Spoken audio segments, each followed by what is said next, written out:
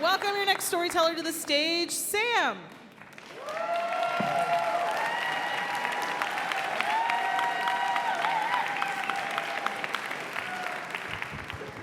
Wow.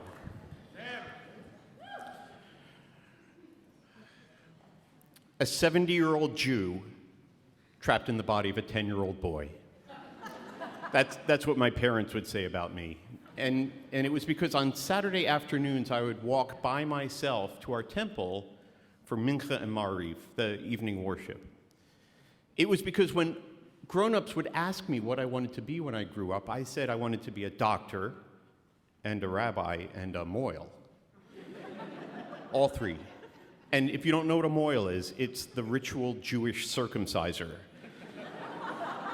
My parents had no explanation for that.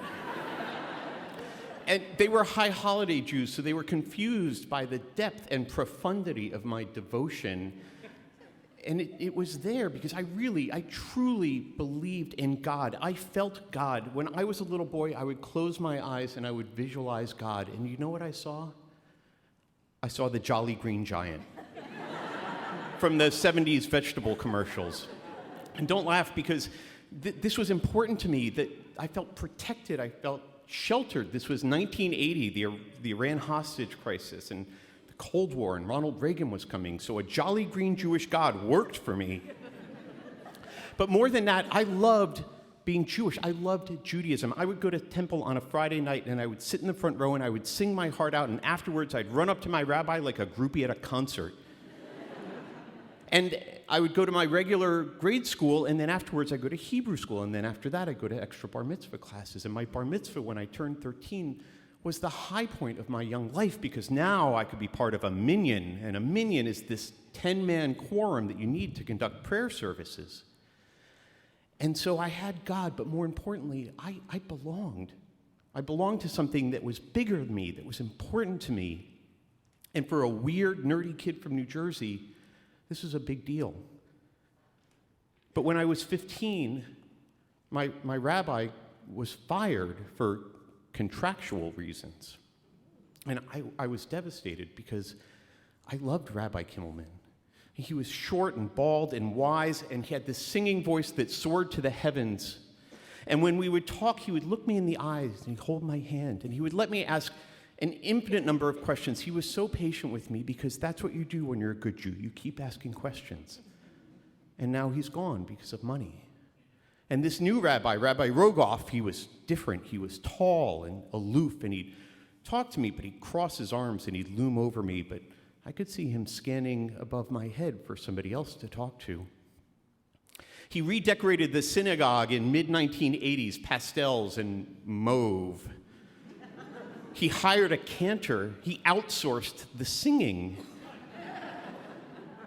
Now, not long after that, my parents' marriage erupted in a conflagration of mutual infidelity, and both of them sought counsel from Rabbi Rogoff. My father, the doctor, the one who paid the Hebrew school tuition and made the annual contributions to the temple, he got the rabbi's counsel and wisdom. But my mother, the college dropout who had an affair with the plumber, was told she needed psychiatric care. And then one day I'm 16, and I'm sitting in the back row of a temple that's now unrecognizable to me, with my father and his girlfriend. And for the first time I noticed that in the middle of services, people will waltz in through the back, and adults will turn and look and whisper, who's there? Who are they with? What are they wearing? And I become aware that this is a performance, that the people here are acting Jewish. They know the lines, they're wearing costumes, they got the musical numbers down, but my teenage brain is saying, this is a show. And then suddenly inside I'm falling, and I've got nothing solid to grab onto. Rabbi Kimmelman, fired. My parents' marriage, shattered. My temple, mauve.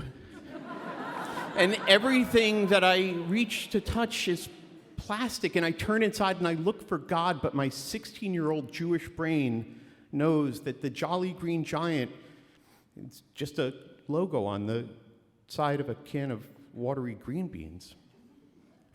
And this despair surges in me, and I start to cry, and I shoot up to my feet, and my father growls at me, "Sit down." But I don't sit down. I run. I run out of the back of the temple, and I run out of the back of the building. I'm like Benjamin Braddock running in The Graduate, and I run, and I run, and I don't look back. And in that moment, I break. I break with God, and I break with Judaism. And I pave over the ruins with 3 decades of science and medicine. And in 35 years, I never set foot in a temple. Until 3 weeks ago, when my oldest friend, Adam, invites my wife and daughter and I to come to San Francisco for his daughter's bat mitzvah. And you go because that's what you do when a friend you've known since 10 calls you. And for the first time in 35 years, I put on a tallis, the Jewish prayer shawl, and I put on a yarmulke. And as the rabbi chants the prayers, the Aleinu, the Shema, the Kaddish, the words and the melodies come flooding back to me, and just for a moment, I am that 12-year-old boy again, and it's all still there inside me. And when they parade the Torah around, I remember that you take the corner of your tallis and you touch the Torah. You don't touch it with your hand, and then you kiss that part of the tallis. And when my daughter gets restless during the services, I say to her, "Here, you can braid the fringes of the tallis," which is what my father said to me when I was her age.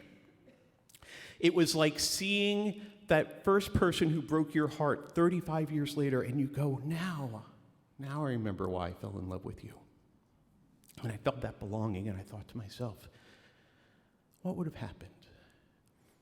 After the service, our daughter, who was raised with no religion, comes up to my wife and I, and she goes, "Daddy, I want to go to Hebrew school and be bat mitzvahed.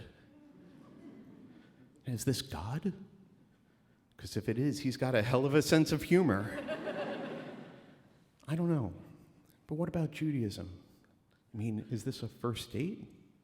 Are we going to start seeing each other again? I don't know, but maybe, I think, maybe we can still be friends. Thank you very much.